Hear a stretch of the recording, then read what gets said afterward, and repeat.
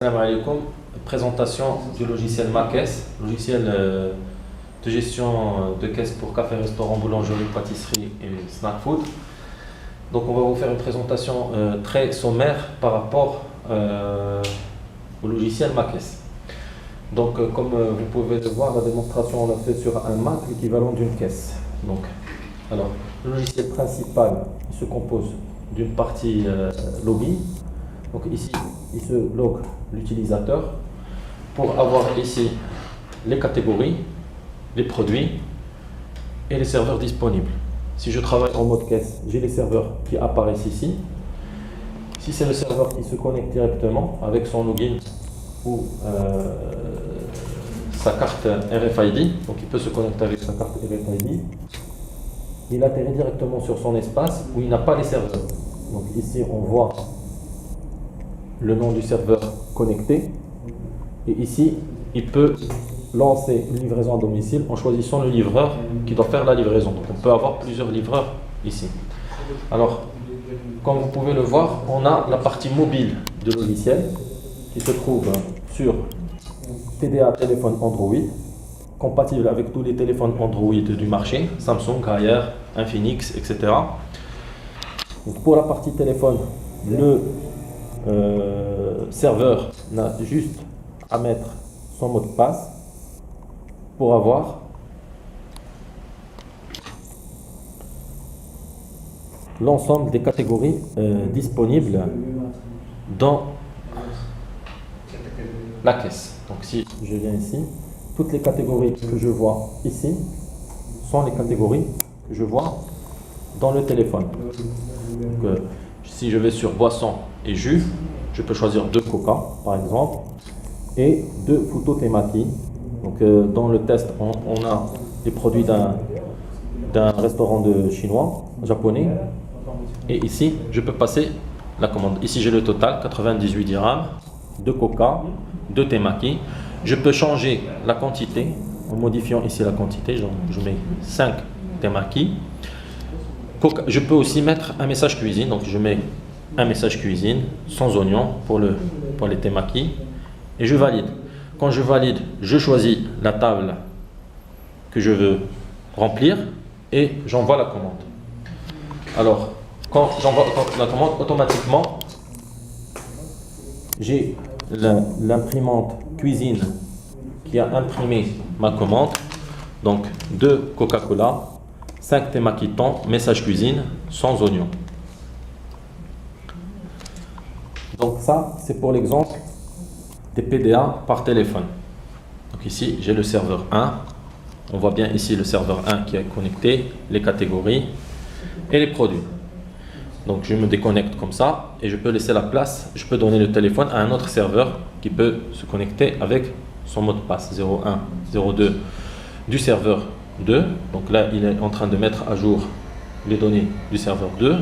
Donc ici, j'ai serveur 2. Donc il peut travailler avec le PDA. J'ai aussi le PDA point de vente sur tablette Windows. Donc c'est une tablette Windows HP qui travaille comme une caisse normale. Donc je peux me connecter en tant que serveur. OK. Et donc ici avoir la possibilité de passer ma commande sur une table 6. Je passe ma commande de cette manière et je valide. Automatiquement, j'ai le ticket cuisine qui est sorti.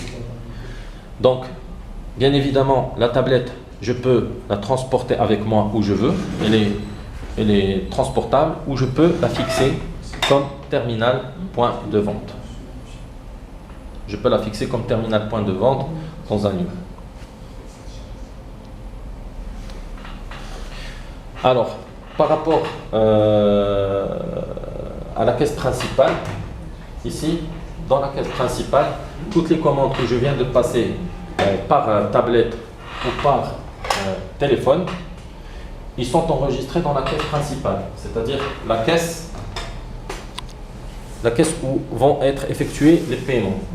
Donc le caissier qui se log avec son mot de passe ou sa carte RFID va pouvoir suivre l'évolution de remplissage des tables. Donc, la table qui est rouge, ça veut dire que c'est une table qui est remplie.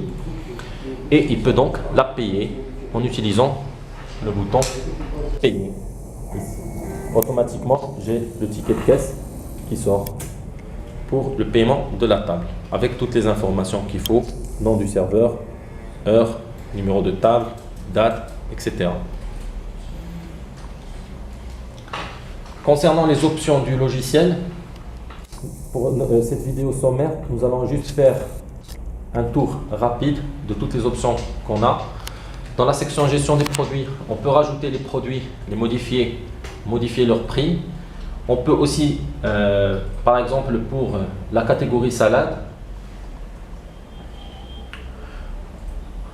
les salades, on peut les rendre stockables. Donc ici pour la salade Scafood, dans l'état de stock, je peux la rendre stockable, mettre la quantité. Par exemple, j'ai préparé 35 salades le matin. Ok. Donc quand je vais sur la section salade dans la caisse, alors dans la catégorie salade ici, comme vous pouvez le voir, le serveur peut voir en temps réel la quantité de salade que j'ai, quantité 35. Si je passe une vente, je vais donc passer une vente sur une table quelconque, sur la table 1, je vais mettre 2 salades et une pizza, valider. Alors, si je retourne sur salade, je m'aperçois qu'il m'en reste 34. Voilà. Donc si je vais sur la table 1, j'ai une salade et un sushi pizza. J'avais 35 salades, là j'ai 34 salades. Donc c'est gestion de stock en temps réel sur bouton que le serveur peut utiliser pour savoir s'il reste encore des salades ou des flancs ou des desserts ou pas dans le stock.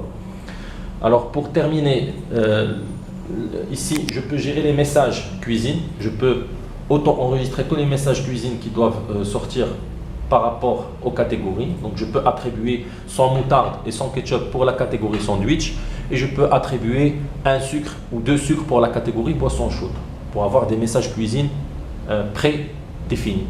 Ici j'ai la gestion des employés.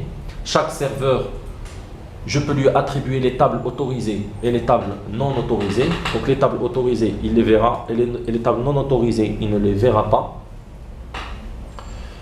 Je peux bien sûr ajouter des serveurs ou des livreurs dans cette section.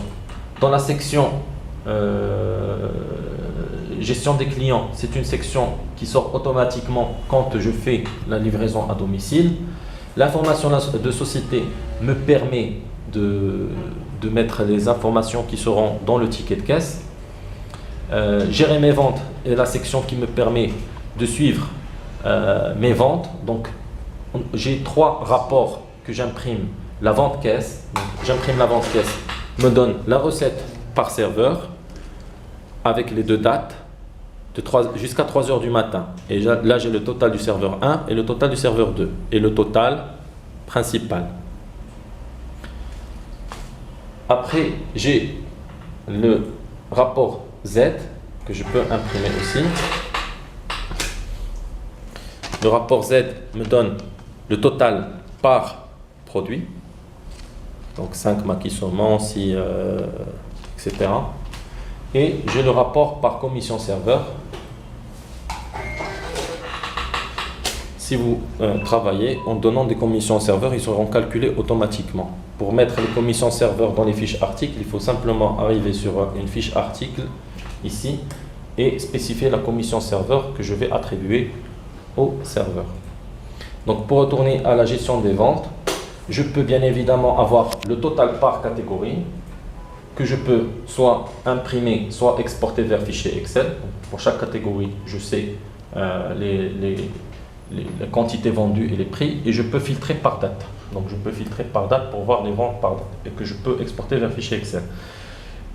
Donc ici, je peux aussi donc avoir le détail des ventes pour avoir les ventes par date et par heure, connaître la liste des annulations, la liste des gratuités et les produits remisés.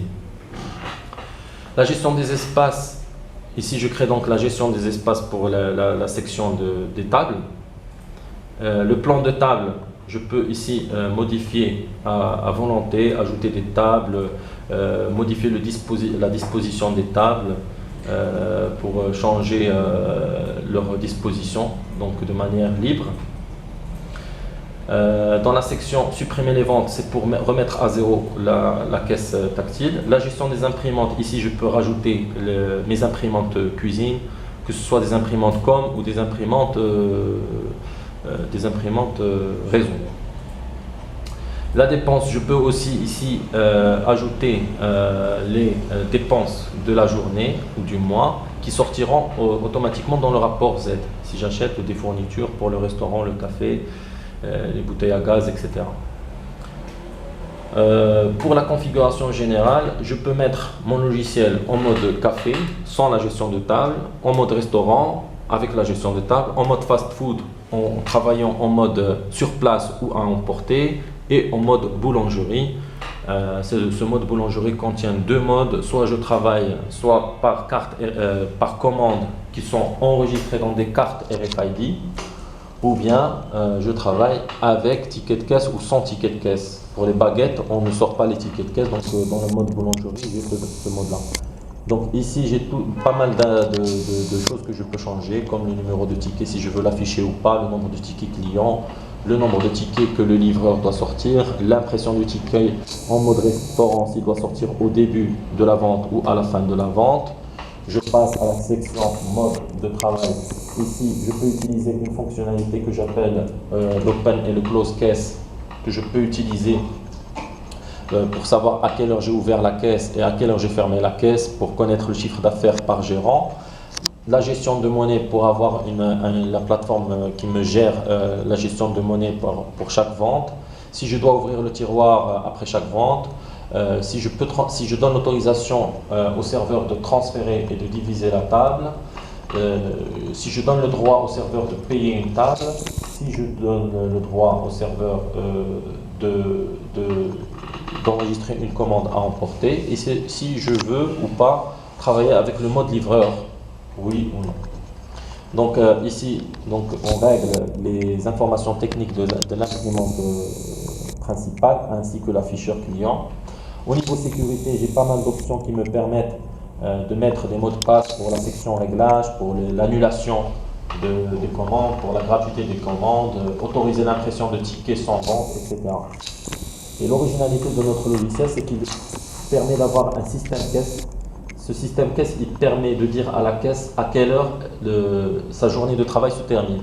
Donc ici, on spécifie 3 heures du matin par défaut pour les caisses, mais on peut changer cette tranche horaire. De ce fait, le client peut sortir son rapport Z à n'importe quel moment de la journée. Il aura toujours son rapport Z au complet de sa journée de travail jusqu'à 3 heures du matin. En l'occurrence, pour le mois de Ramadan, les journées se terminent à 2 heures du matin. Ici, grâce au système caisse avancé, je n'ai pas à travailler avec l'ouverture et la fermeture de caisse, puisqu'il est automatiquement remis à zéro à 3 heures du matin. Donc toute la caisse se remet à zéro à 3 heures du matin sans que le client ouvre ou ferme la caisse. Alors, dernière chose, nous avons aussi la partie cloud. La partie cloud de notre logiciel permet donc à l'utilisateur, en inscrivant un login et un mot de passe, d'avoir les statistiques en temps réel de sa caisse. Donc en ayant le chiffre d'affaires d'aujourd'hui, de la semaine, du mois, de l'année. Et donc ici, il peut avoir le mois en cours. En cliquant dessus, il peut voir le total des ventes qu'il a fait du mois en cours avec les dates ici. Les 5 meilleurs produits du mois, les 5 meilleurs serveurs classés par chiffre d'affaires du mois et les 5 meilleurs jours du mois. Ici, j'ai des statistiques par catégorie. Donc si je rentre dans la section statistiques par catégorie, je choisis de voir les statistiques du jour. Donc par défaut, il me sort les statistiques du jour. Donc ici, les foutous temaki, suivi par les pizzas, suivi par les boissons en jus. Je peux voir les statistiques aussi du mois. Donc si je vais sur les statistiques du mois, il me sort les statistiques du mois. En cliquant dessus, j'ai plus d'informations sur la catégorie et le montant total généré en termes de chiffre d'affaires. Je reviens sur la section principale de la partie en ligne. Donc ici, je peux avoir un chiffre d'affaires par mois pour voir l'évolution de mon chiffre d'affaires en temps réel avec ma caisse. Il suffit simplement de mettre la caisse principale en connexion avec Internet. Voilà, donc c'était une présentation rapide de notre système caisse, ma caisse. Donc à très bientôt.